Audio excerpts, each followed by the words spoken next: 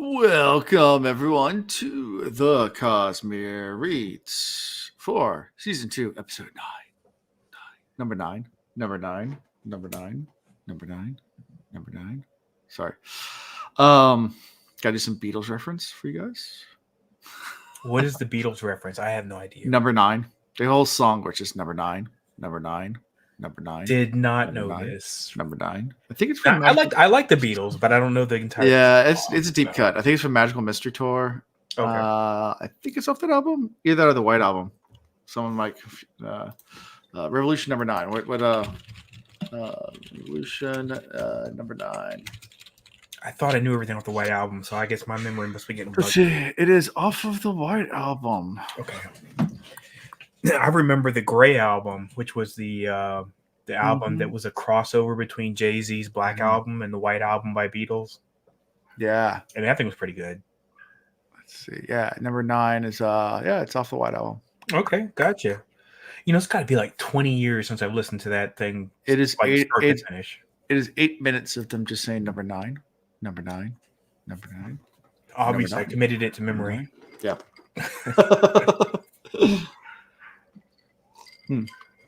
All right. I've read them before. I'm in the midst of the Oathbringer syndrome. Oh, so good. Oathbringer's so good. Anyway. The Sanderlanche, man. That's right, man. I'm looking for. Yeah, it's about time for us to have another Sanderlanche, man. Come on. We're getting close. Wewe're like I need a good Sanderlanche. I mean, where he accelerates and just goes down a hill.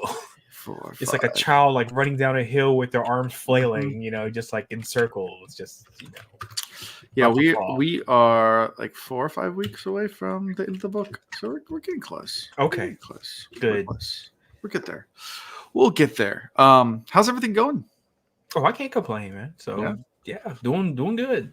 I had to take my car to the shop to get new brakes, so I was carless yesterday. So that was fun.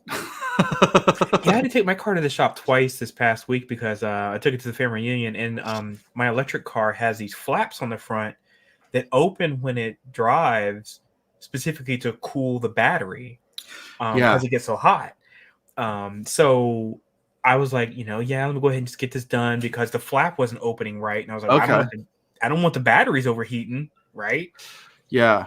$900, dude, because everything for electric car is expensive. I don't care what it is. Yeah. Electric cars are. Yeah, I get new brakes and rotors on my front brakes because I drove it way too long with even though it started making the noise, I was. Oh, that whining noise? No, it was grinding. Like, that's the noise. It's like the caliper. Not the caliper, but it's like. Is it the indicator? It's like an indicator that. Oh, no, the squealing usually happens. So it never squealed. You never got the indicator noise. I never got the indicator noise. It was weird. And it's so strange because I just had my car inspected in May and they passed. So it's like, I don't know. I mean, inspection is so subjective, dude. It is. But you find some good ones and you find some that are like super anal about it. Usually, I took it because I bought it through a dealership. And the dealership gave like free inspections for life. So I got inspected at the dealership. And usually when they did the free inspections, they go through everything to try to find things to sell you on. Oh, of course. Yeah. So like, I always just assume like, oh yeah, they looked at everything because they're trying to find anything to fail me to make more money. Right. And they passed it. I was like, So that's why I was in denial about the brakes. I was like, it's making noise. It sounds like brakes, but there's no way. It was just inspected. Like, there's no way. Man, you just never know with these guys. Never know. But yeah, no, I didn't do brakes. Yeah, but I agree with you though. It's like you think that they would go through with the fine tooth comb just so that way they can upsell. Yeah, so they can sell more stuff. Yeah. Like, oh, we're gonna fail it. This was borderline. We're gonna fail it. You have to get new brakes now. Yeah. So the film on your cigarette lighter is actually starting to peel away a bit. So it's like it's time to replace your entire dashboard. Yeah. Exactly. No, it's funny like what are inspection items and what aren't, like things that are like, because I remember my wife had a Tahoe and the whole instrument panel was broken, so like you couldn't tell your speed, you couldn't tell, like all the gauges didn't work, nothing worked. Like, the speedometer didn't work. It's not an inspection item. You don't need to know how fast you're going. Oh no, that's optional now. That's optional. I was just thinking about that. I bet you there's a whole generation of drivers right now who have never seen a cigarette lighter in a car. Yeah. I just thought about that. That's like the old planes that have them welded shut because people used to smoke on planes. Yeah, man. Do you remember the old? It's like a metal red tray that used to have in between the seats. Yep. Yeah, that's what I was saying. And they welded them shut. That's right. They did weld them shut. That's right. And then they were on the planes and you couldn't open them. And they always made that really distinctive, like creaky kind of noise. Yeah. New planes don't have that, but yeah. No, they ain't got I think at this point, all those planes are probably not flying anymore. They're gone. They're gone, man. They're gone. No, that'd be an old plane. They got rid of them not because of that, but because the seats were too wide. They were like, we got to maximize the number of butts we can put on this plane. Exactly. Yeah, small. Yeah, it's always unnerving too. Like we the plane that we flew back from Florida a few weeks ago, it was their first passenger flight. It was a brand new plane. I mean, they had done delivery flights, and done test flights, and then took delivery, but it was the first passenger flight. So were you nervous? No. I mean, they put them things through the ringer. No, actually, I'd rather be in a new plane than the one that's you daggone straight. Have you ever seen those memes where they show like a plane has got like duct tape basically on the wing? I flown on one of those planes. I flew a TWA. The airline's out of business because all the wrecks. Jeez, yeah. What was the other one? Not JetBlue. The other one that was like they had the major Pan Am. No, it was the one that they crashed in Florida. It was a small plane. It crashed in Florida. It had like a bunch of tanks on it. AirTrain. I think it was like AirTrain, something like that. Anyway, yeah. And then they like rebranded themselves, and then they eventually went out of business. Yeah, it was AirTrain, then they rebranded. Oh no, it's ValueJet, and they rebranded as AirTrain. There you go, ValueJet. That was the one, ValueJet. And they rebranded it as AirTrain. Yeah. To try to, it's funny when companies do that when they have like scandals and they just try to rebrand. Like First Union Bank was like notorious for like scam people and all sorts like that. So they bought a little tiny bank in Virginia called Wachovia. Yep. And then rebranded their name as Wachovia. SunTrust, Central Fidelity, there's a whole bunch of those. Yeah, they bought a little tiny small bank and then rebranded it as that bank's name. Yeah, this bank has a great reputation. Let's buy them. Especially after the Big Short, the housing crisis, blah blah blah. All of them banks were doing that left and right. All of a sudden, everybody had new names. Yep. What's your bank's name now? Oh, we're actually the little Ankh symbol that Prince used to use. pretty much. Fun times. Yeah, man. The money game. So you ready to start part 2? The Call of Elantris? Sure, let's go. Okay. That's what it's called. It's called The Call of Elantris. The Call of Elantris. Yeah. Got it. I didn't pay attention to that. I'm sure it said that in the audiobook, but I didn't pay attention. The Call of Elantris. Call of Elantris. All right. Call of Elantris, and then the Spirit of Elantris. And then the what was the first? That's the part 1 was called. Was it part called 1 was the Shadow of Elantris. Oh, so it's the Shadow, the Call, and then the next is going to be the Spirit. Mm-hmm. Okay. And then the novella that comes afterwards is the Hope for Elantris. Hope. Okay. Hope for Elantris. Hope. Thanks. Boo, but keep going. Yeah. All right. So let's go right to chapter 28. These are really short chapters followed by a really long one, chapter 32. So we'll kind of race through and get to chapter 32. Well, there's still some nuggets here. So chapter 28 is Hrathen, Galadon, and Karada. And they're at the pool. Of the pool in the library, where the library is, they found. Right. And they're just realizing like how many books there are and how long it's going to take to learn all this stuff. Yeah. Well, the pool isn't next to the library, isn't the pool like further past the library? Well, they went through the library to get to the pool. Right. So it's not like they're like next to each other. Sure. But yeah, so but they're trying to restrict the knowledge of all that. Yeah, but the library seems like it's pretty extensive, and the library doesn't have any sludge in it, so that's convenient. Yeah. And they learned a lot about Andor during this first part. It has a lot of like info dump about like how it works and how like the Elantrians were able to like basically break the veil by drawing symbols. Like there was like basically pull power from another like I think they like a Windows. I think that's how they describe it, if I remember correctly. I know he started describing some of the ANs and stuff, and I didn't commit it to memory. So I just knew it kind of tangentially as he was speaking about it. Yeah. Yeah. So I mean, the first part is just talking about that. Then they start talking about trying to figure out a way to wipe out all Sheor's followers. Yeah, which that seems kind of like a hard task in general. I mean, because they seem like kind of like I can't remember what series I'm thinking of, Wildlings or something like that. They're just like mindless, right? 28 Days Later. Is that what they call Wild? Some show or Walking Dead. Wildlings. I don't know what that's Wildlings. from. I don't know. Wildlings. Heck, and I read so many comic books. It could be from a comic book for all I know. So I could be easily. Well, that's Game of Thrones. Game of Thrones is Wildlings. Right? Did they up the north of the wall? Weren't they called Wildlings? That's probably what it's from. Yeah, it's probably from the book. Yeah, it's probably from the books. The Song of Ice and Fire. Okay. Yep. But yeah, they just seem like they're just out there and doing crazy stuff, right? So you just kind of wonder, it's like, well, if we can't convince them to do stuff, then we just got to treat them like they're just, volatile, right? They can do anything, anytime, and let's just not mess around with that.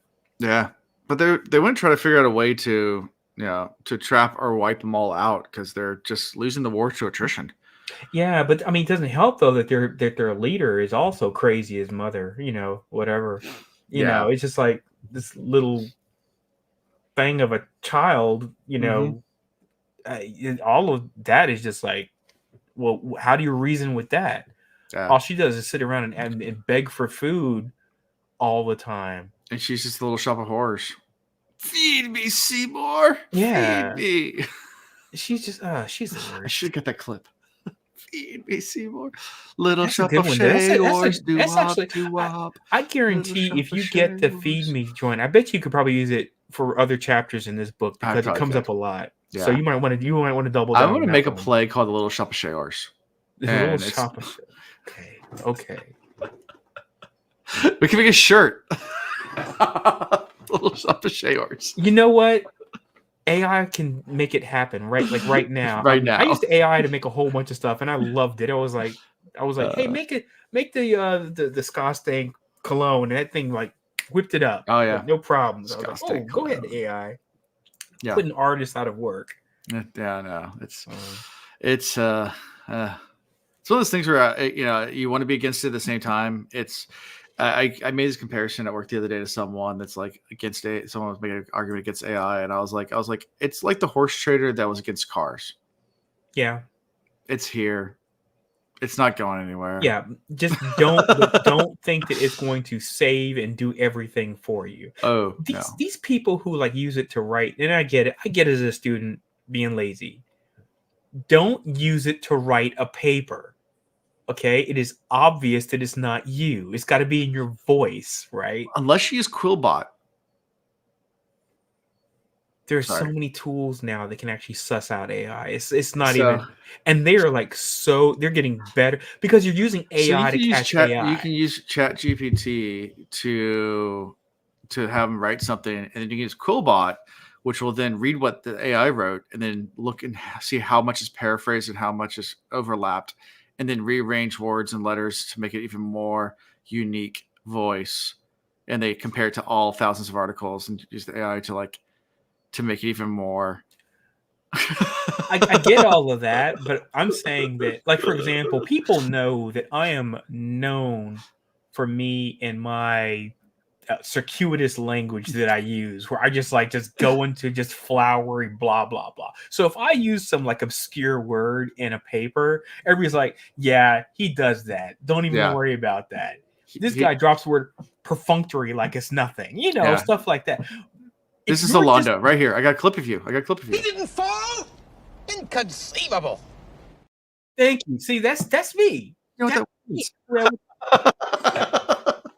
who's babbling all the time and dropping cuss words because you don't have any better, your vocabulary. You're no lexicographer. And don't all of a sudden start putting like these, like, what do they call them, 25-cent words in your paper, using words like perhaps in a paper, AI. Yeah. There's so many obvious telltale signs. That's the reason I Yeah. tell people, I'm like, hey, look, if you want to take something, write it, and then tell AI clean it up just a little bit. Yeah. I get that. But yeah, there's a lot of like these little tools that I learned from. I had a couple of good writing teachers. Like in history, you write. I was a history major, so you write a ton of papers, and I had a lot of people that gave me some really good advice on a lot of things. Like, what was the one thing they always said? Go on a witch hunt.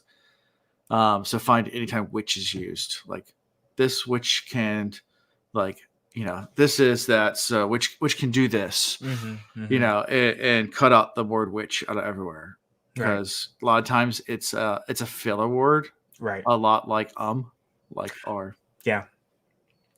So it's you can just cut it out and it still makes sense without it. So just cut out the word. I wish that we had a better filler word in English than like in Italian, the word in Italian is allura. I'm like, can we have a cool word like that? It'd be cooler. They say it all the time in Italy. They're like, allura, and it's like, yeah, it's great. For a while, like was a filler word. That's right. Like was the word for it was a filler word in lexicon. But then it became like, it was like more attributed to like Valley Girls and stuff like that. Like, so you just didn't do it anymore. There. And so he was like, so it's like it's all stuff to just kind of lengthen out the time while you get your thought together, right? Yeah. So like I just did. So instead of my brother always just goes he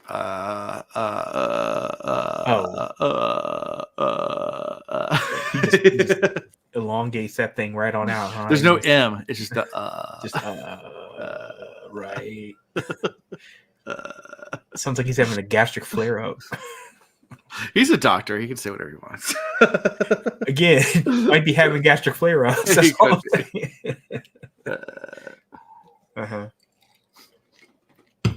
Good times. I say a lot, but it is what it is. Do you? I think so. We'll see if the glass is shattered on this. We'll see if now I recognize it, more than you said. I don't as much as I used to. Yeah. Because I made a concentrated effort, like at work. There you go. Like at work. I made a concentrated. Now I'm using like. Such a Valley Girl. Such a Valley Girl. Oh my God. But I'm going to listen for it. I mean, I'm going to listen for it because I don't think you do. But yeah, I made a concentrated effort a while ago to cut it out for more confident speaking and that kind of stuff, especially while leaving messages and things like that. Oh, like voicemail messages? Sure. Yeah, I'd never. No, I can understand that. I use a lot more. I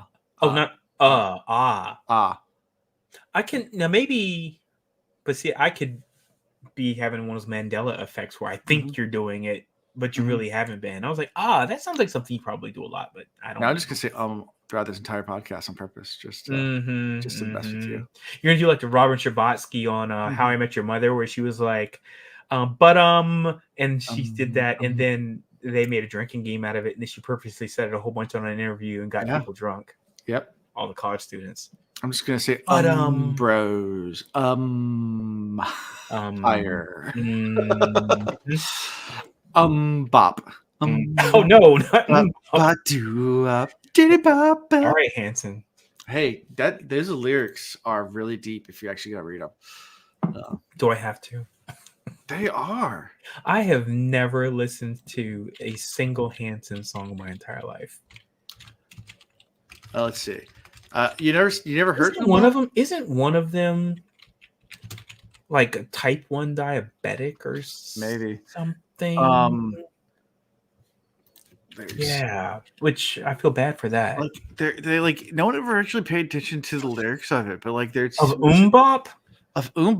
It's deep. Oh, wait, get out of here. Let's say you have so many relationships in your life, only one or two will last. You'll go through all the pain and strife, and you turn your back, and they go by so fast. So, they've gone so fast. Bop, better bop. It's literally talking about like. Yeah, that's deep if you're a teenager. I get it. But like for the kids, it was like, I mean, like for kids, it was deep. That's what I'm saying. Like it was a lot more meaningful than people give it credit for. That's all I'm saying. That's all I'm saying. I'm not saying it's like. So what you're saying is it's not as bubblegum pop as Right.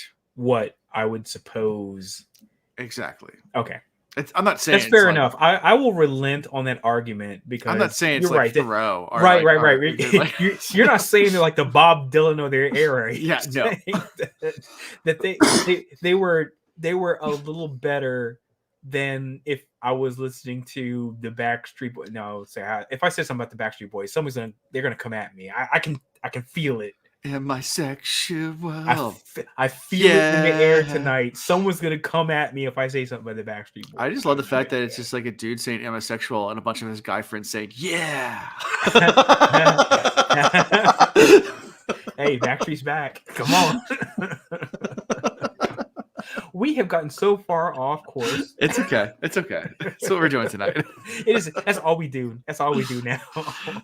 It's great. So we just wander. Just wander around. Speaking of wandering, Spirit goes to wander over to Sereni. He sidles up next to her. Yeah, talk about the daily food distribution, and warns her to be wary. And as he feared, Cher's gang attacks. Wait. He makes it now. This is the part that gets me. He makes it clear that he's like warning her, like something's going to happen, like today.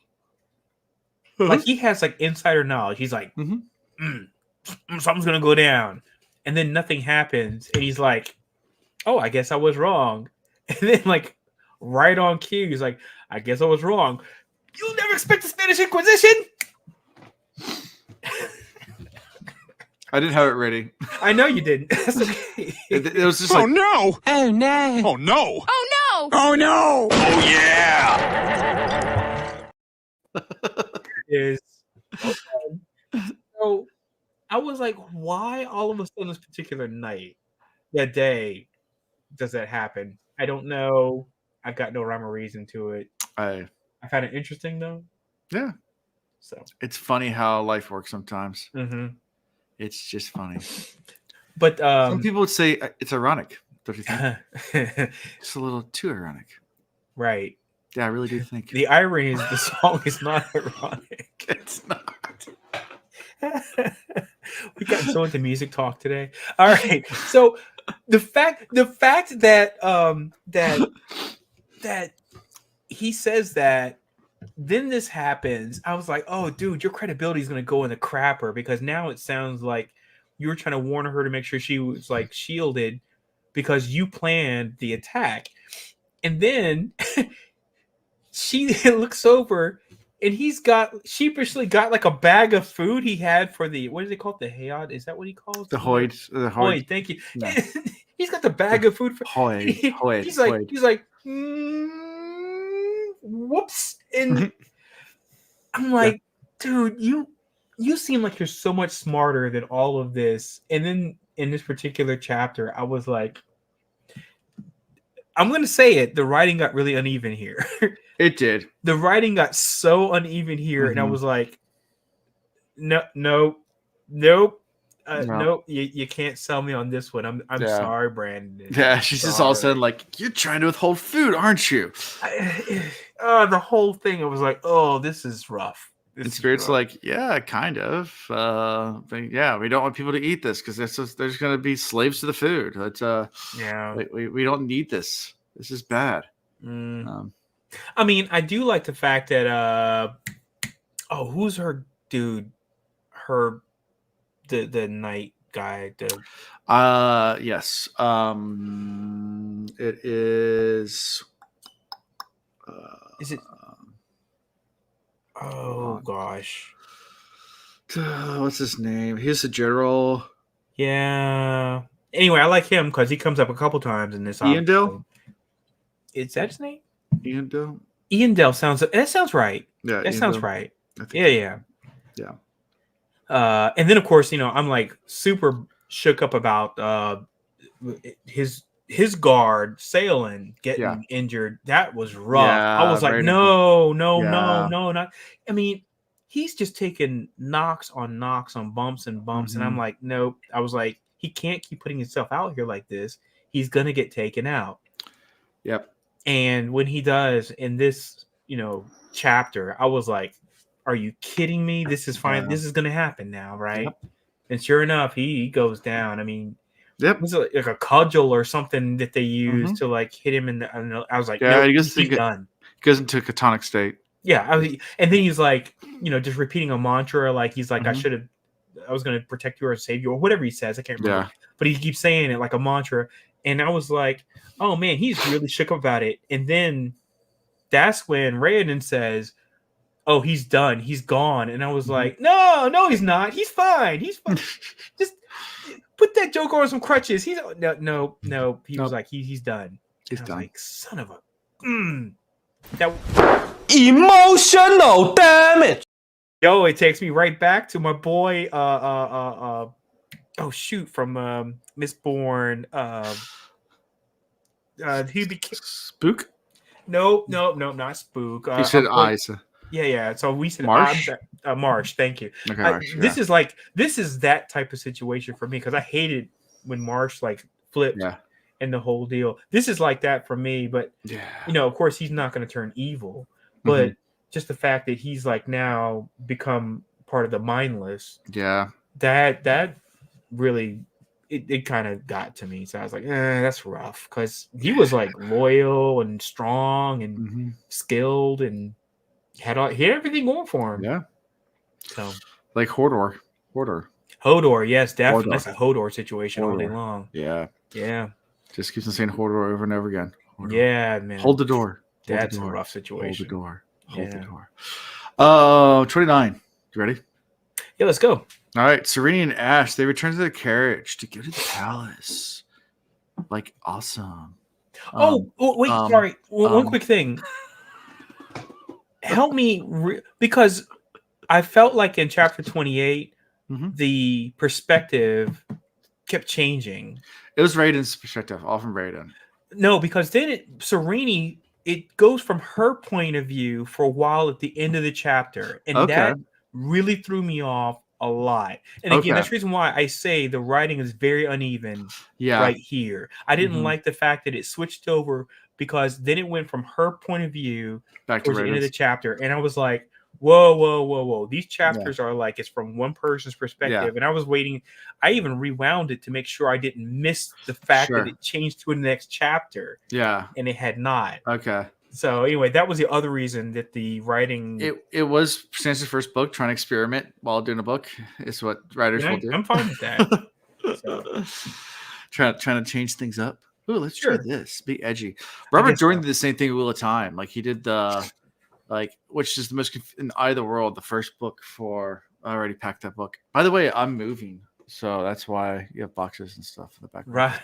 Right. And that's why the shelves are empty. I've already packed up my Wheel of Time books.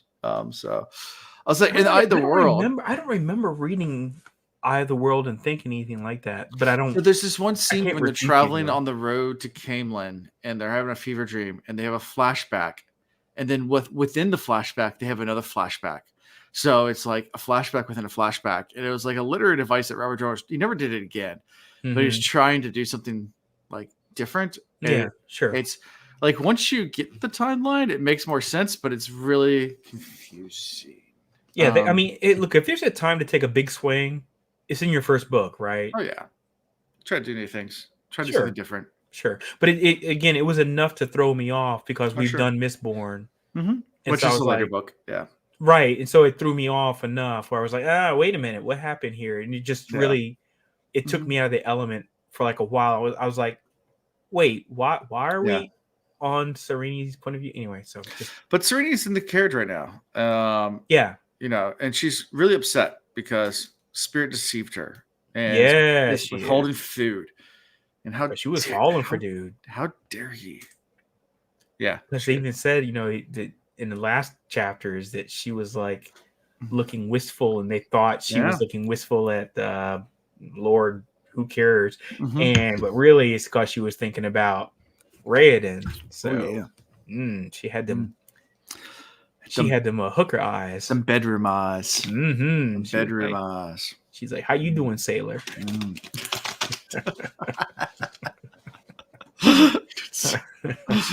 The bedroom eyes. But withholding food from the Elantrians.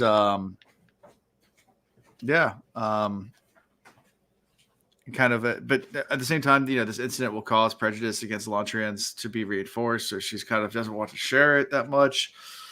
Right. And then she gets crazy mad when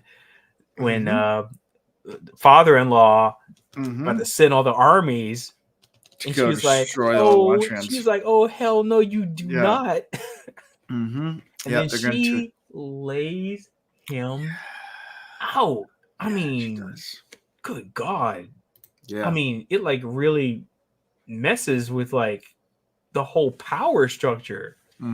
She doesn't realize what she's done. She does. Yep. She lays into him. Yeah. Like, yeah. Yeah. She got him crying and like wanting to like retreat to his room. Yep.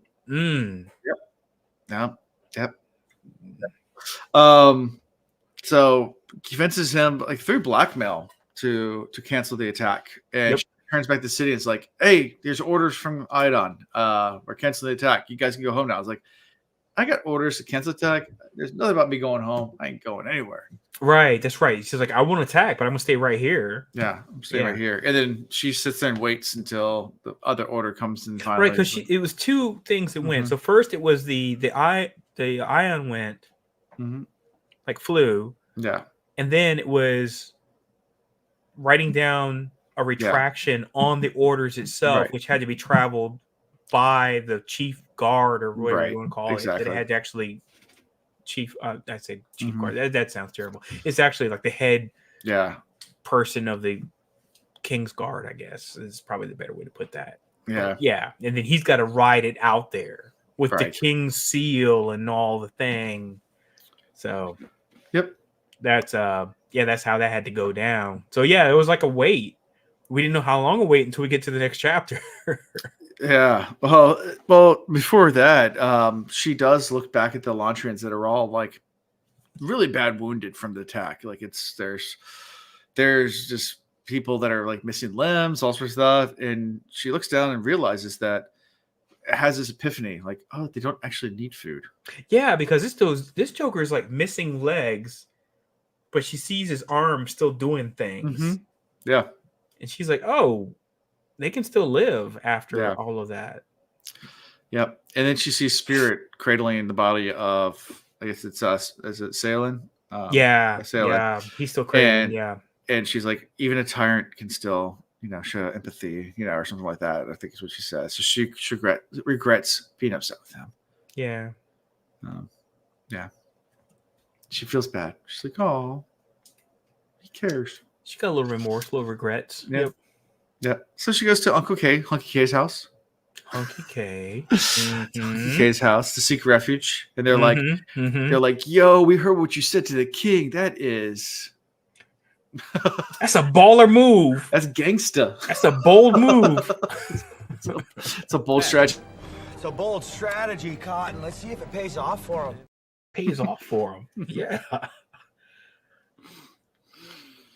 Okay. And she's like, oh, I can do it again. Like, oh no pressure luck. Yeah. You'll be beheaded if you do too much. I like the fact though, she thought that was gonna be like on the down low. First of all, there were people in the room when that happened. I mean, that's like just glossed over entirely. That there were people in the room. Now they might have been his like King's Guard or whatever, but still there were people in the room. But the fact that she was yelling so loud that people could hear from outside the room. Yeah. I'm like, what? You're raising your voice to the king.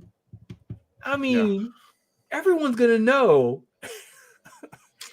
I don't know, something about that scene reminded me of A Christmas Story, where whatchamacall, the main dude, and he goes off on the bully, and then the dude's like, yo, your mother. Because she's like walking up, he's like trying to get him to shut up. He's like, no, your mother.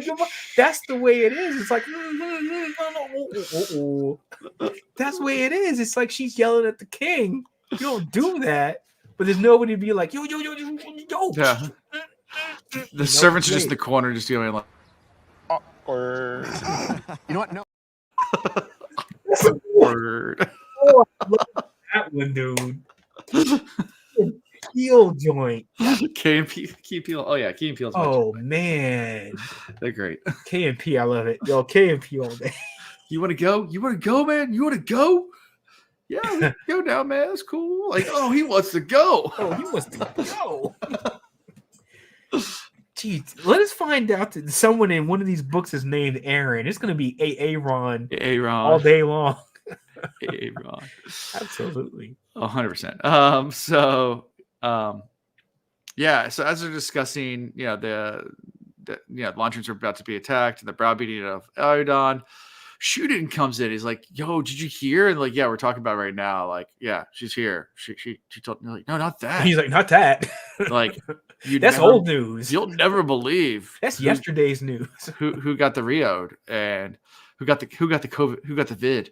Mm-hmm. Yeah, you'll never believe who got the COVID. Who got the vid?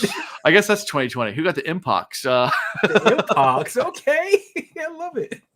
Oh, let's go. Hey, just declared a national state of emergency today. So yeah, the health department did. I didn't know that. Yeah. Oh, wow. Yeah, because it's on the uptick, yo. Because I'm pretty sure I had something akin to it a couple weeks ago. So they've even had some school closings already. Up north. I mean, it's been serious this summer. Yeah. This summer, it's like it's in heat. COVID part 2. Part 2. We're gonna shut everything down again. Mm-hmm. Mm-hmm. Oh, those were the days. What was Naked Gun? The Naked Gun. What was the subtitle of the second Naked Gun movie? Shoot, 33 and a part third. 2? No, that's Hot Shots. Hot Shots Part 2. What is Naked? Shoot, I gotta type it. I have to know. With Naked Gun, the second. What was the subtitle of Naked Gun Part 2? Yeah, 33 and a third was the third one. The Smell of Fear. There it is. That's what I was trying to think of. The Smell of Fear. That's what this is with the COVID. There's a Ron White joke that I quote all the time, and it's the speed of smell. I use it all the time. I use that all the time. Yes, the speed of smell. Yeah. And when I wanted to talk about how slow something moves, I'm like, that thing moved at the speed of smell. And people crack a laugh. I was like, I didn't make that. That's Ron White. A Ron White joke. Yeah, all day long. It's great. I always. Hey, look, I always attribute my sources. Yeah, just in case. Speed of smell. That's my favorite lines. One of my only favorite lines. Ron White. Ron White has some pretty good stuff. That's his best. Well, that and the other one I remember is at the time he said, because Mercedes-Benz don't make a van. They do now. They do now, which is prophetic, I guess. So his other snippet is, "You put me in public. I did not want to be drunk in public. They put me in drunk in public. They call the me bouncer tater, put me in public. They call me tater salad. They call me taters." It's a decent stand up. Yeah, he's good back in the day. Yeah, absolutely. Him and Mitch Hedberg. Mitch Hedberg, yes, man. Mitch Hedberg, yo, R.I.P. R.I.P. Yeah, he was fantastic. Absolutely, man. That dude. If carrots are made of alcohol, all the rabbits would be drunk.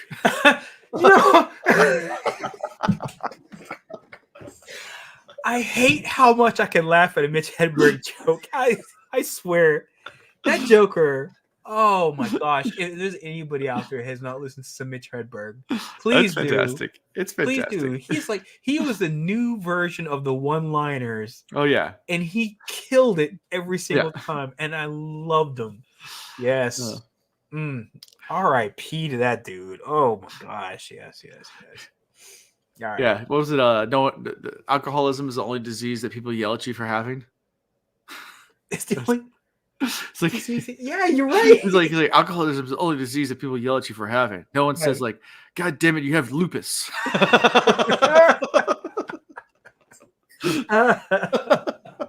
Yep.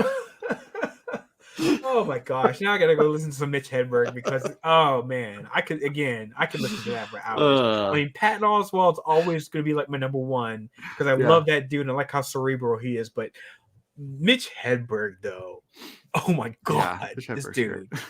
Yes. All right, enough sidebars. All right, we were talking about 30.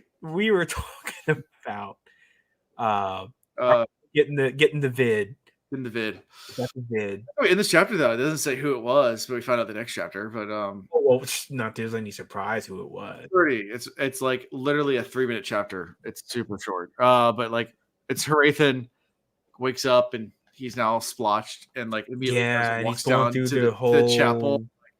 I am now sick. Look at me. Mm-hmm, Look at me. I am sick. Yeah.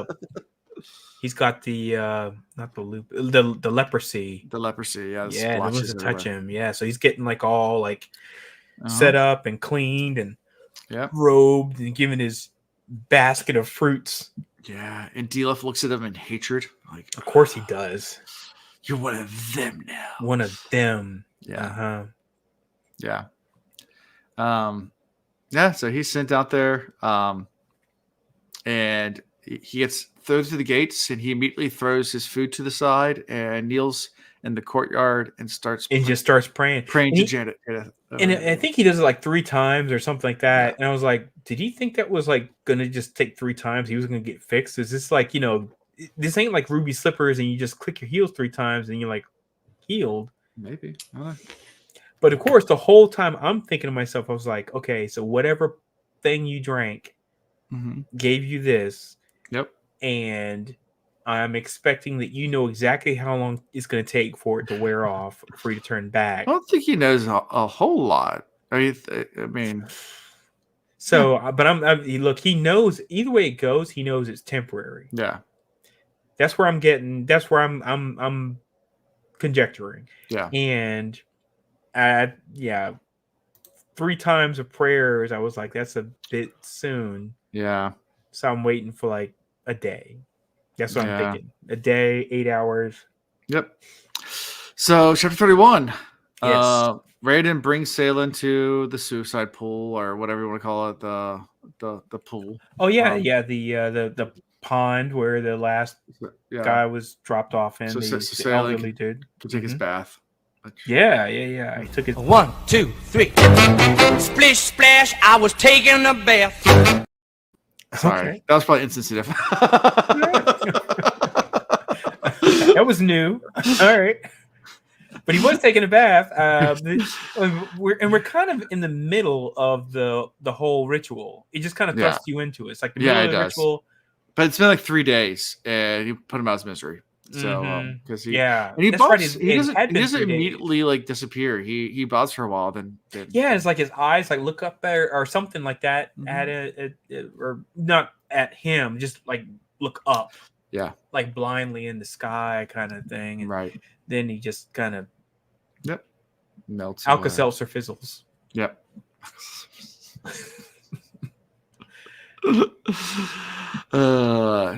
It's a whole pool full of piranha solution. The piranha solution. Plop fizz fizz. Plop fizz fizz. Which they made popular by Breaking Bad.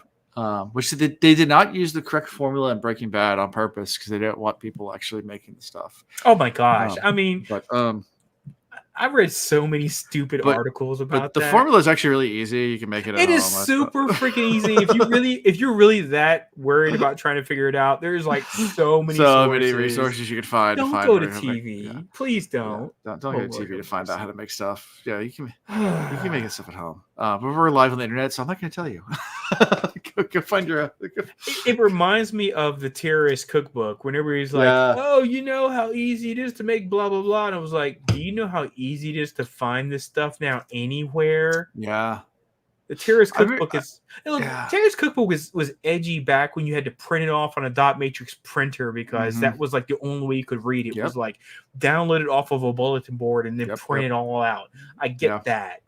But come on, now in 2024, Terrorist cookbook is basically like give it to like a child and be like, look, this is what can happen if you use some stuff and do the things and There mix was the things. there was like a string of people like making the works bomb.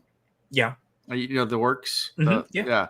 Because we used to make them all the time as kids, and apparently like it made like news locally of like people like doing like putting it in people's mailboxes and blowing them up, and I was like, that was not newsworthy? We were kids. No, it's just all the time.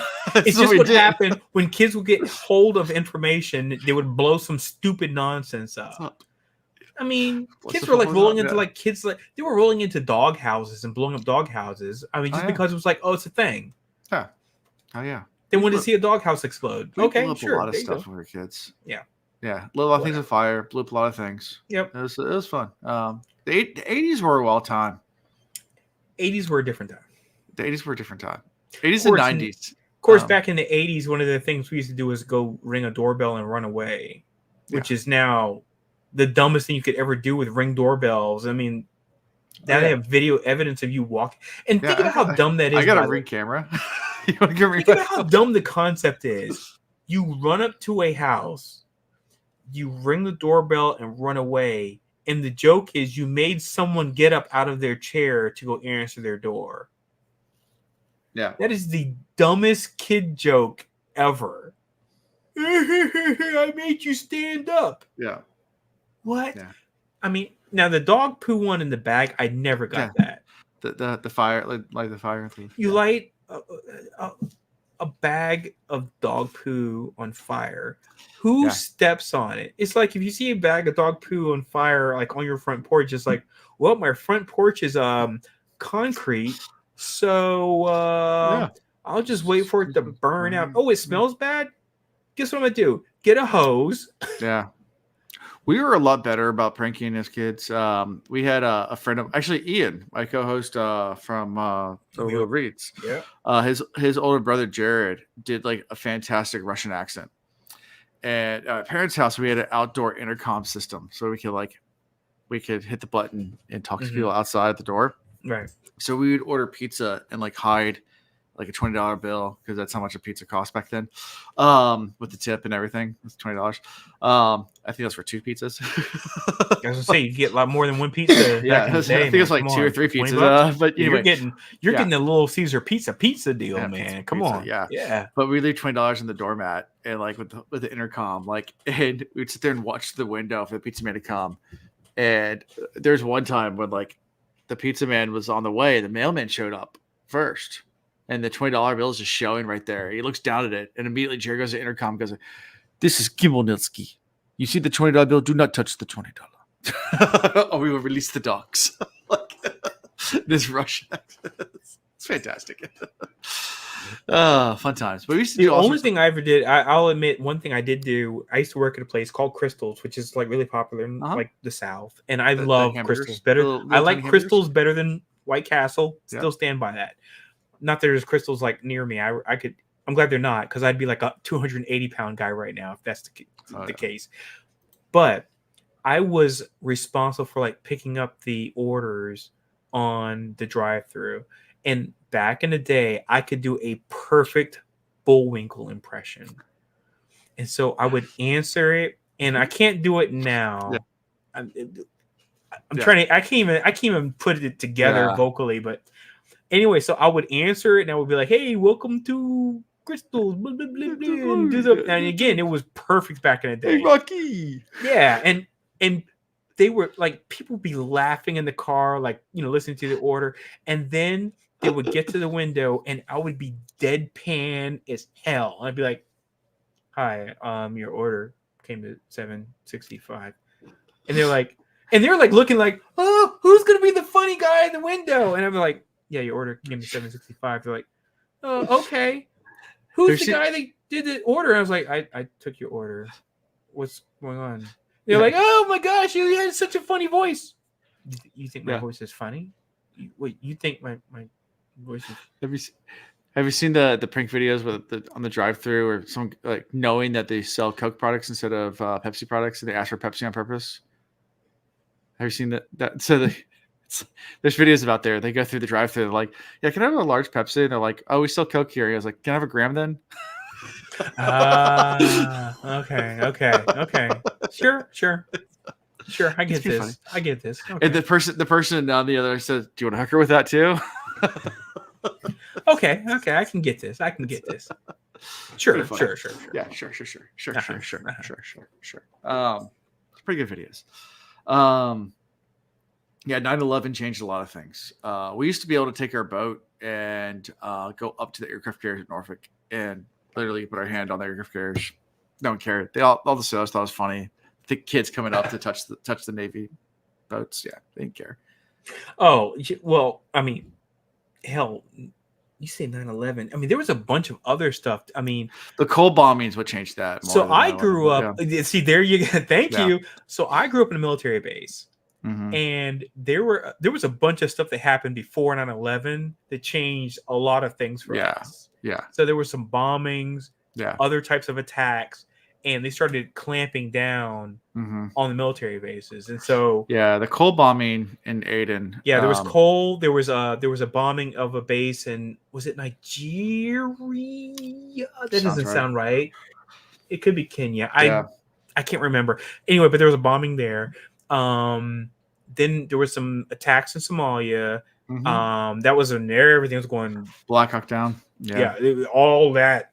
And then it just like the attacks got worse. And then there was also the World Trade Center attack before. The World Trade Center bombing. Yeah. And that was another one that actually, because that was a whole thing. Car, parking garage, boom, under the So there's a lot of stuff that was happening back in the late 90s. Oklahoma City bombing. In Oklahoma City. That one threw everybody for a loop because it was like everybody thought it was like international terrorism. No, it was domestic terrorism. Timothy McVeigh, I think it was. But that threw everybody for a loop. And I mean, but a daycare was like, one of the main victim areas. Terrible. Sorry, dour stuff. My bad. Yeah, but like in the mid 90s, you could still like I said, like you'd drive up to the Navy boats or Army boats, and they wouldn't care. Yeah, it was very lax. But I remember though when things changed on a military base, and my friend who used to be a prolific prankster tried to pull a joke and had like a bunch of military police pull like machine guns on him, trying to do some stupid nonsense. And he was like just like a kid. I'm talking like a teenage, preteen. I'm gonna say 12 or 13. Yeah. And I was like, "Yep, that you gotta kill that, my guy. That's not gonna happen anymore." So. Right after 9/11 too, like all the military people would always use 9/11 as an excuse for stuff. They'd always say, 9/11, 9/11. I'm like, what is it to do with what's happening right now? Like what's going on with me? Right? Like this has zero things to do with me. Like I remember we got pulled over by the Coast Guard. It was Ian and I on a sailboat, and they came over and asked for IDs and like, we need IDs because 9/11. I was like, what does that have to do with us being ID'd in the ocean right now? So unfortunately it got a little too crazy. There was a friend of mine that I was carpooling with. What are you suggesting? There's a friend of mine I was carpooling with, and she, her unit, she was retired military, but she was still working federal government, and they were doing like the evaluations on bases and stuff. And I remember she was so super panicked and hyper attentive. We were driving to the HRBT. She saw a person of color in another car taking pictures of somebody in a car. Thought they were taking pictures of the tunnel, and then was like, she was telling me, she was like, "Oh, get their license plate and blah blah blah blah." I was like, "Why?" And she was like, "Well, they're like, assessing the tunnel and see what they can bomb and stuff." And I was like, "No, they're not. There's like just kids like sitting there just like taking pictures of each other." And it just got crazy there for a while after 9/11. So it was a terrible. We used to do the thing where remember the disposal cameras, and you could charge the flash up and hit it and make the flash go off without taking a picture. Wait, How did you charge the flash though? So remember some of them had the button on it where you could and it was like you could actually hear it like charge up. Yeah, you could hear it charge and then up. you could then rather than take the picture, you could put me in a smack time it. machine You could smack it and make the flash go I off. forgot about that. And you could hear like whir. It was like You could hear wind up, like charge you could up. hear the little motor were like oh my gosh, yes. I forgot about that entirely. You just said something. We used to use it because so on the stoplights they installed the flash sensors for emergency vehicles that would automatically change red lights to green lights. Right. And we found out that if we take a disposable camera and we charge it up and hit this flash at nighttime, it would change the lights. Gosh, that checks out. That does check out because at one point in time they had photosensitive triggers. Yes. Now they use transponders. Yeah. Now they use But back then that was just like you're a right. They used to have it was like so we sit there and just charge up the flash and hit the flash and change the lights. And so as long as you flashed it like maybe like twice, it probably triggered, right? Yeah, it triggers it. Yeah. Jeez, that's okay. That's crazy. But that makes a lot of sense though. But I forgot about that little thing where it was like it made a little noise like. It sounded like one of those like zip. You remember the zip cars? Yep. You used to pull the little zip thing out of it, and the car would go. It sounded like that. Now we're like winding up. Young people listen to this podcast, be like, "Oh my gosh!" Young people listening to this have no idea what we're talking about. They're like, "What?" Cameras? Good times. All right. So sorry. A lot of tangents on this one, guys. So anyway, Salen goes into the pool. The launchers trickle back into the chapel where Hrathen is. Let's see. Realize there's not going to be any more deliveries of food from Sereni. They're kind of going over what food stocks they have, and they're like, "Oh, we still got our courtyard. We still got our." It's like, now you can come back and start farming again. Like, come on, guys, let's get back to work. At that point, Wait, Hrathen. who says that? Wait a minute. What am I thinking of? I'm sorry. So some of the launchers start to trickle back into Hrathen because there's no more food deliveries. So people that have left, right. Yeah, they start to come back in because he knows he's like this is done now because you've had an attack. You've actually put a Sereni in danger. She actually had to get saved by her guard. No, that's not air quotes. She actually did have to be saved. Right. But she had to be saved by her guard. So that's not happening anymore. No more nobilities coming in. That's just you just killed your gravy train. Yeah.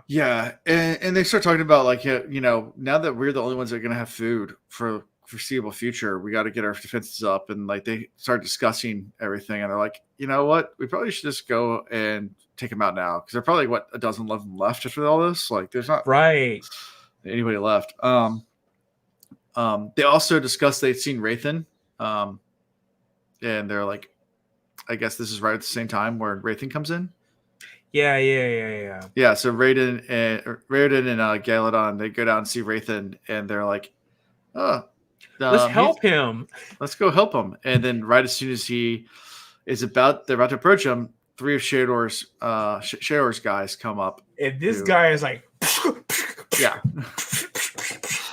he just looks at him and goes, I know Kung Fu. This guy pulls the monkey paw and so he does the whole the Matrix. Yeah. And then flexes afterwards. The whole world just bends around him. Just everything bends around him. He's the one. Yeah. He's the one.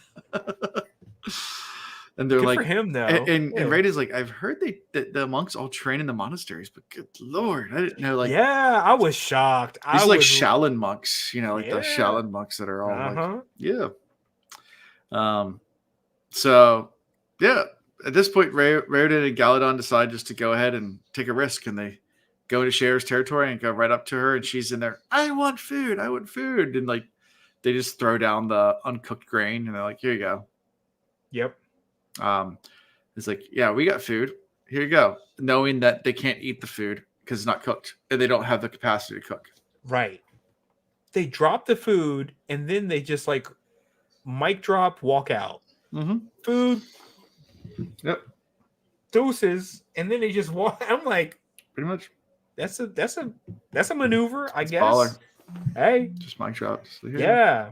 It's like so the assumption is they understand that it is food, but if you want to eat it, You gotta come to our house. Gotta come to our house. Exactly. Right. And after a few hours, one of the followers show up at the chapel. Yeah. Yeah. And Raiden's like, yeah, come on in. Yeah. So that's how we end that chapter. Now we get to the final chapter of the night, chapter 32, which is the longest one, even though it's not it's like an hour long. And it starts out with Serene is attending a ball and at Royal's house that he has arranged on her request. And he's like, what are you trying to do? Like, what are you doing? Like, why are you asking for a ball? Yeah. Yeah. Which is what I'm asking too. I'm like, why did you want a ball? What's the purpose here? Yeah. An eclipse ball of all things. Yeah. Eclipse ball. Yeah. Yeah. It's like a full moon party. Mm-hmm. Those are fun. Ever been to Thailand? There's a lot of them that go on. I mean, Ibiza's got them. Ibiza has them. Yeah. Thailand's known for the full moon parties. Did you guys get one during your honeymoon? Oh, heck no. Mm-hmm. Okay. Mm-hmm. No, we're not into that when we were in Thailand. It was a whole different set of things we were trying to get into. So that's something that Orlando and I both have in common. We both honeymooned. Oh, he got married in Thailand. Yeah, I set up the whole wedding. And everything. The wedding was in Thailand. Yeah, sure. But we honeymooned in Thailand. So, yeah. Yeah, Thailand. Can't beat it. By the way, we were supposed to go to Orlando's wedding, my wife and I, and we found out we were expecting. It was the insanest thing because there was two couples that were going to go with us. It was you and your wife. Yeah. And then my wife's best friend and her husband. And the same day. Both of us called Both up. of you called us and let us know that you were expecting with your first children. And I was like, this is insane, the odds of this. And of course, we were like, no, you're not going to be in Thailand with us with your first child. Yeah. You want to make sure that, with all the foodborne illnesses that you can get. Oh, absolutely not. I was like, I would feel so terrible if something happened. So in both instances, now I don't know where y'all's pregnancy travails had been or whatever, but I know that my wife's best friend, they had been trying for a while. We had been trying for 5 years before we got same situation. Then I was like, we're not risking any of this for the sake of y'all coming to our wedding in Thailand. And I appreciate y'all's willingness to come. Yeah. But I was like, no, y'all stay right where you are, please. I want to see healthy babies. So that was important to us. Yeah. Yeah. So, the Royal scrolled Serene about how she's been withdrawn for several days after the incident in Elantris. Yeah, because he's telling her, he's like, I need you to step it up a bit because we need to have strong leadership, blah, blah, blah, blah, blah. And she's like, I don't understand. She's like, I dealt with the problem. I already talked to Iadon. It's like, no, Dilaf is the problem. Yeah. And she's like, I don't know this Joker. Yeah. She's like, I know of him, but I don't get it. Yeah. And she doesn't tell him why she requested the party either. She never gives her a straight answer. Right. Even though he kind of probing. He's like, why? He's asking. Yeah. Yeah.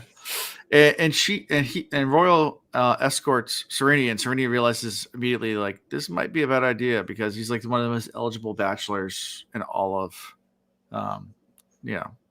Erlon. Oh, with Royal? Yeah. Well, I would think the most eligible bachelor is oh my gosh, I cannot remember the other guy's name. The guy that was even coming. Was he at some of the practices too? Anyway, but you know who I'm talking about. Yeah, younger guy. And of course, we found out later in this. Huh? Is it Ahan? Ahon? That could be it. But we found out later in this chapter, he's actually got eyes for another lady, and they kind of got the vibe going. Yeah. Yeah. She does tell Ash to keep an eye on Iadon and report when the king leaves. Right, when he leaves. So it's like she knows he's gonna do something where he's gonna just French exit. Yep. So Serene and Royal, they mingle a bit, they chat about relationships. about trade and talking about the guest, and it's kind of like just a normal thing. Then Ashton's like, "Psst, hey, Iadon just left." Yeah. And Sweet's like, "All right, time to go." And Ashton's like, "What are you doing?" He's like, "You remember how there's like a secret passageway in my wall?" It's like, "We don't know about that." And she's like, "There's totally a secret tunnel." Yeah, I forget the next couple lines, but then it goes, Secret tunnel, through the mountains, secret tunnel, yeah. You stretch in there. You know that, right? You stretch that one. I was gonna play. You got ahead of yourself, but you got excited. You were like, "I have to hit the button." I had to hit the button. Go ahead. Secret tunnel. I'll let you do it. But she was more worried about the fact she's like, "Okay, where is he going?" Yeah. And she set this all up because he's like, he's doing something at this time of night. Yeah. And she was like, "I just got to see what's going on." Now, this I will give Brandon all kinds of credit on. He laid all of the hints about disappearing people this whole book. Oh yeah. He's been saying it like for like chapter on chapter on chapter. He's like, so and so disappeared, and they were supposed to go home, and then it would like come up where it's like, well, they didn't show up home. We didn't hear about them. Blah blah blah. He has been laying the seeds about this the whole time, and this is where he redeemed himself, in my opinion, after a chapter where I was like, this is kind of sketchy. Yeah. This chapter right here redeemed himself instantly because it was like a culmination of things. If you had just been listening in, paid attention to the hints and the clues, it was there the whole time. It was. Yeah. So I mean, I was happy about it. She sneaks into the sewers after him, and she's like being all creepy and Don't just. be suspicious. Don't be suspicious. Don't be suspicious. Don't be suspicious. I love them so much, by the way. Don't be suspicious. Don't be suspicious. She's the worst. Really, she's the worst. But Sereni slips and falls. Yes. Well, she slips and falls when she sees, basically lady like all splayed open. And naked Iadon just like rubbing her chest all over he like turns himself, around the neck like, ooh, it puts the lotion on the skin. Me? I'm sorry. Oh, you talk about this? Oh, this is my butter knife. Don't worry about this. But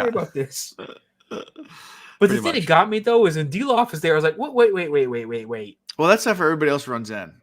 Yeah, but see, the thing is though, I get Royal coming in, right? Because I knew right off bat, I was like, them Aeons talked. Because it was kind of in your face that the Aeon was there. He's like, oh, she's like, I didn't even know you had Aeon. He's like, well, I don't pull him out all the time. I was like, well, that's special to remember. And Aeon's got that telecommunication thing. So I was not surprised by that at all. Yeah. The one that got me was Dilaf. And I was like, wait. Was Dilaf already there? No. Explains that later. I know. But at the moment that it happens and it says Dilaf is there, I was like, wait, wait, what? What? So, I was like, was he like setting him up? Or is it anyway? So I'm still sus on Dilaf on that one. So I'll be honest. We find out that Iadon's been practicing the Jeskar mysteries, which are like outlawed religion or something.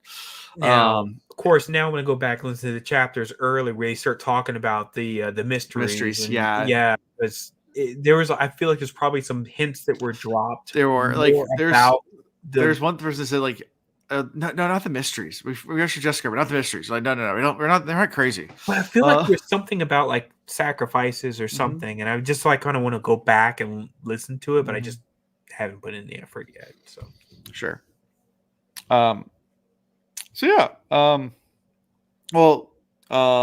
What's his name? Iandel comes in and just takes out the arm of one of the, because like all the guards or the priests or whatever they are, the rope figures come at Sereni with knives. And he comes through and just like, He just swipes through and he like beheads some dudes or He could something. the arm like Obi-Wan Kenobi style, like in the Okay, right. But I just know he dismembers Yeah. something. So yeah, and the cabana and Mos Yeah. Eisley's just that's 2. So that's 2 saves this guy does because Yeah. he does it to the Elantrians. Well, he's Elantris. He excuse me, does that, and now he's done it again. Oh, I can't remember what practical effect did they use for lightsaber noises. I learned this the other day. The noises they used a wire, and Yeah. so there's like a wire, and they would hit it with a metal piece, and it would make that noise. It's like That's what it was. Yeah. That was a blaster. That was for Sorry. blasters. That was a yeah. blaster. That's my bad. I don't want Star Wars nerds to come at me because I am a Star that Wars was nerd. blasters. That's the blaster. That effect made from a combination of the hum from an idling interlocking motor from a movie projector. Okay. And then the interference caused by a television set and a shield. There it is. That's the one I'm thinking of. It's the interference from a television set. Right. So like the blaster was different than the so the hum from like a projector. Yep. Mixed with the interference in a microphone next to like an old like tube TV. Yep. Yeah. And they blended the two sounds together and you get the Yeah, but sorry, I led you guys down the wrong path with the blaster thing. Yeah, that was like, from tapping a wire. But that was a long, like taut, like really thick wire. Yeah, metal wire. Yeah, and it was like taut, and it would hit it, and it was like pew, pew, pew, pew, pew, pew. Yep. Practical effects, man. I love that stuff. By the way, practical effects. This is awesome. If you ever get a chance to listen to like I think they're called gaffers. I don't know. Is that the right term? Yeah, gaffers. Yeah. Okay. I mean, but if you ever get a chance, I mean, there's so many YouTube videos, especially the Star Wars gaffers. Watch those things. Anybody listening to this, because it is like so crazy inventive the way they come with the noises they come up with, and then like watch it on YouTube because you watch them actually make these noises the ways they do it, and you're just like mind blown. Yeah. And again, it's just so inventive the way they just like when somebody comes up to them and says, "Hey, I want the sound of a butterfly farting on a microphone." They're like, "I got you, fam." How do you come up with that noise? They just like, it probably sounds like this, and then they just put something together and boom, this amazing noise. Yeah, there's a type of bird in Indonesia that sounds like it sounds like a Nintendo game. Really? Like it has like the 8-bit type sound, like that. Oh, so it sounds like Super Mario Brothers, like almost like that. It's not quite as melodic, but it has that same like sound. Oh, okay. We were in Flores Island in Indonesia, hiking up a volcano, and we heard the bird in the jungle, and it was like, it sounds like a Nintendo game, like someone's playing like a Switch back. Nice. Oh, this was before Switch, but Nintendo. Anyway,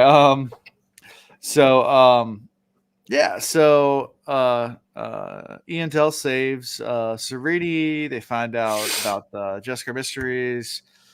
Iadon is taken prisoner, and they're like, "Damn girl, you yelled at him, you saved him, and then you just deposed him all." All in just a few days, just like it's like 3 days. She just took him from like one end to the other end, right? All of it, and then we find out that he was praying for her demise because that's what he was. That's what was written. That's on the sacrifice was for. Yeah. It's like a voodoo doll, just poking pins. I know. Yeah. That's rough. Yeah. Crazy. And also you get the funny moment with Ash, the Sion, where it's like, "How'd you know I was here?" I was like, "Oh, your Sion told me." It's like, "Ash," like he's like, "What?" And he's like, "Yeah, she said she's gonna do something to get herself killed." It's like, "Ash," she's like, "I'm sorry." Like, he was sorry, not sorry though. He was like, he was like, "Sorry, not really sorry though." Yeah, and good for him. Yeah, I say him. It's okay. He has a male voice in the audiobook. It's okay. And yeah, so and then that's also where we found out where Dilaf was following around Royal. So when Royal left after Ash told Royal, Dilaf, And they're like yeah. we didn't have time to to Right. deal with him, so he just They us. couldn't shake him. Yeah, they couldn't shake him. So they were like, well, we ain't got time to try to figure out some way to get him off of our trail. So we just went ahead and just let him follow. But they also say, the incident puts Telri in a really good position, though, to take the throne now. Which Why? Telri's the person that Hrathen was working with. The other noble. Oh, that's right. I forgot about that. Yeah, that's right, because we thought that he was done. Yeah. After Iadon had gotten back into getting his act together, and he was almost destitute. And then they, Sereni put together the trade situation and everything, and he was kind of out. But yeah, this does put him back in a position where he can kind of get back on top. So yeah, and that's how we end this chapter. Yeah. So fun times. That's all the chapters we have for tonight. So yeah. Any final thoughts? Anything you missed? No, I think you covered everything that I was thinking of. I'm just trying to think if there's anything that was of note. No, we hit all the stuff that I was really oohing and ahhing about, or things where I was and again, my main thing was the uneven writing in one chapter, but then he redeemed himself. Yeah. Just a couple chapters later, and I was like, okay, good. Yeah. Because they bring it up. It's well, all this time, it's well, now where all missing servants and stuff went. Yeah. Why he's been taking the secret tunnel out of the castle and everything. Nice. So, I got you sing it. You got me sing it. So you know why he did that. So all of that, and then the fact that he was so ambivalent about the religion and everything. Yeah. I mean, if you're a super hardcore, allegiant to a particular religion, and you don't want to look weird to some other person who's not in that religion, the way you do it is you just try to downplay it. You're well, whatever, I know of it, but then it's I drink chicken blood at night, that kind of thing. So I don't practice Santeria. I got no crystal. Oh no. Keep the music theme going. You got to now. Yeah, there's lots of music we got. So favorite character. Favorite character. Why am I surprised that you asked the question? I mean, you've been doing it now for I don't know how long. Yeah. And I did put no thought into it. I'm gonna put it down to shoot. I thought I had taken notes and I did not. The guy's name. I feel like I'm gonna pronounce it wrong. Salen? Salen? Yeah. Salen? Yeah. Okay, yeah, Salen, because I feel like he was dedicated. Dedicated to the cause. Yeah. And I hated seeing him go down. Yeah. So salute to that dude. I mean, I appreciate everything he did. He battled hard. Yeah. He was he took it very seriously. Protecting Hrathen. That's the one though. So again, I would be remiss if I did not take this opportunity to say rest in peace to Salen. Sorry, to for what he's done. So that's my guy. Okay. I'll pick Rick. Who? Rick.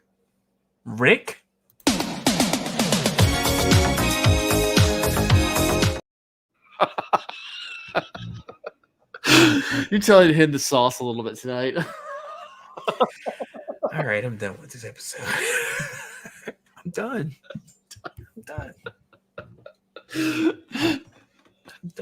It's just Rick. That's Rick. No, I'll pick Iandel. Just to take the dude's armor off because that's pretty awesome. You could at least pick Marvin. He's your cousin, Marvin Ashley. Hey, the Family Guy joint. Yeah. Listen to this. I'm no stranger to love. Anyways. I like the fact that he his just turned into the skid on this one though. He's like, he knows he's a meme, and he plays into it. Loves it. Yeah. He's such a good sport about it. I like Yeah. it. So good for him. There's a lot of people like that just lean into their meme. You have to. I mean, and I don't know if they do it because they just want the 15 minutes of fame, or if it's because look, if you're still part of the zeitgeist, just be part of the zeitgeist. Like the Hawk girl. she's now, you know, and I get it. She gets a lot of hate because it's like, yeah, she was like, you know, known for like one little sexual meme moment, whatever. Yeah. But she has done some like nice things though too. Yeah. And things that are like uplifting. She has. So I'm again, she's not as like one dimensional as everybody probably thinks about her. Yeah, so sure. I'm just I'll be the first one to be like, now these idiots who actually have gotten tattoos of her and got talked to, I'm like, that's just dumb. Sorry. Yeah. In fact, by the way, doing anything and getting a tattoo of something that is like gonna be a fleeting moment, don't do it. Yeah. I'm pleading to you, don't do it. So don't get mistborn tattoos. That's not a fleeting zeitgeist moment. It's not. No. It's a book, and you enjoy it. That's part of my different. life. Yeah, but these people getting a hawk to a girl like tattooed on their arms or whatever, I'm like, no, don't do it. Because I got to think to yourself, what is it like when you're 70? I have tattoos. All my tattoos are things that I cared a lot about, which are in my freaking office right now, and they will hang with me for forever because I mean they're not going away. Yeah, I have getting hawk to a girl. What's that gonna look like in 20 years when nobody remembers what she looks like, or you see her on like CNBC, like trying to like sell like a bath beads or something on QVC late at night. Yeah. Well, next week we'll be doing 7 chapters. How dare you, sir? 7. Well, luckily for you, already read 2, but how dare you? Yeah, 7 chapters. So through 39. All right. And then the week after that, I think it's 8 chapters. So 1, 2. Good gracious, man. Oh no, it's 7 again. It's 7. What are you doing to me? They're short chapters. I don't want to hear about that. Luckily, I do them on my. Every Thursday I schedule a 1.5 hour bike workout, specifically where I listen to these chapters. So now, the reason why it works is because I listen to the chapters at 1.5 speed on Audible, so it always works out. Usually, they never go longer than a bike ride. If you put too many chapters together and I can't finish my bike ride before the chapters are done, yeah, I'll come after you. I do it by length. So let me go to my sheets, my spreadsheet. So the 7 chapters we're doing is actually shorter amount of time than this last episode. I trust you. Yeah. And then we have 7 again, which is actually shorter than this episode too. But I recognize that even when we're doing the Mistborn, I recognize that usually it was, if I do it at 1.5 speed, I can usually get through an hour and a half. Yeah. And so I was like, yep, that works. The week of that, we're doing 8 chapters, but that's still shorter than the episode we did like 3 weeks ago. So, or not 3 weeks, 3 times ago. Because we were recording 3 weeks ago. It was 3 episodes ago. 3 episodes ago. Yeah, it doesn't make a difference how many weeks, just 3 episodes ago. 3 episodes ago. Yeah. Yep. So that's the plan. How you can found is thecosmoreads.com. I think that website still works. Why wouldn't it still work? I don't know. I've changed around like a lot. So like we're in the process of like changing bank accounts and stuff like that and moving things around. So I'm not sure what the payment for that, the hosting fee goes from. So if it drops, I just need to re-up. I need to change what. I haven't gone through and changed all the accounts. So I got an email. If you ever get to the point where it's like you have problems or whatever, just let me know. I have a web server and I can always move it over and host it. Okay, host it there. Okay. Yeah, I've got so much space on my I mean, it's just like hosting stuff and fees. It's happened before with the Will Reads where we dropped for like 3 weeks because like I changed banks and I didn't realize that. Actually, I did realize, and then I got busy, and I kept on forgetting like to change the code. Because there's 2 things: there's a domain registration, and then it's the actual hosting. Right. So I mean, again, if you ever get to a point where there's a problem with the hosting, you just let me know. I can host. Sure. Yeah. But then the domain registration, you do have to pay for that. But yeah, that's through GoDaddy, which yeah, is what it is. Yeah. Anyway, all we'll that fun figured stuff. out. No worries. So yeah, the CosbyReads.com. Find links to all of our cool stuff. You can find links to episodes, find links to Discord, find links to Patreon, find links to merchandise, which hopefully at some point I will put more stuff in our merchandise store. I have ideas, such as Little Shop of Sheor, Right. and our mega hats. Make Elantris great again, which would have been perfect for now we're coming to political season. When's it not political season in America? It's always political season. It's not, but look, it can't be deep red though. It's got to be like another color. I don't know what color it's going to be. It's got to be something. It's got to be something that aligns with the Elantris though. Gray. Well, didn't it be black? Right? It's like a black, Gray. like yeah. I don't know. It's got to be something that aligns with that though. I don't know. Yeah. I don't know. I'll figure it out. Of course you will. Make Elantris great again. Make Elantris great again. Mm-hmm. Yeah. So, anyways, that's how we get found, and that's pretty much, I think, all I got for this week. So, until next time, guys. Bye, everybody. Bye. Thank you for watching the Cosmere Reads. Gosh dang, gosh, stay fresh. Gosh dang, gosh, stay fresh.